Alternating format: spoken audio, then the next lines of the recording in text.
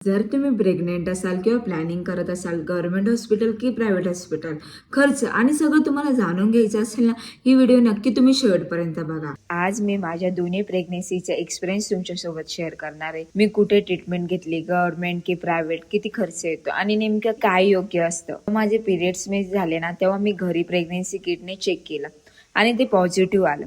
त्यानंतर मी प्रायव्हेट हॉस्पिटलमध्ये चेक केलं. पण एक इम्पॉर्टंट गोष्ट सांगते, खूप लवकर सोनोग्राफी करू नका, कारण कधी कधी हार्टबीट्स किंवा बेबीचे स्मॉल स्कॅन सुद्धा दिसत नाही. साधारण 6-7 वीक्स झाल्यावर फर्स्ट सोनोग्राफी करणं चांगलं. माझ्या फर्स्ट प्रेग्नेन्सी मध्ये 6 वीक मध्ये बेबी नॉर्मल दिसला होता, पण सेकंड प्रेग्नेन्सी मध्ये 7 वीक्स झाले होते तरी हार्टबीट्स दिसत नव्हते.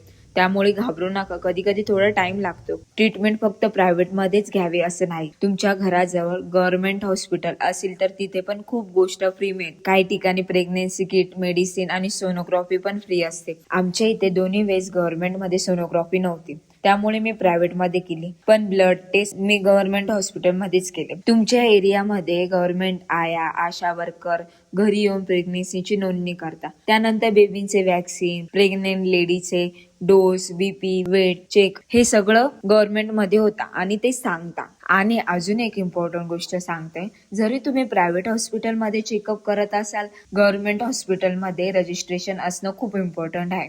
कारण डिलिव्हरी टाइमला इमर्जन्सी आली तर शेवटी गव्हर्नमेंट हॉस्पिटलमध्ये जावं लागू शकतं.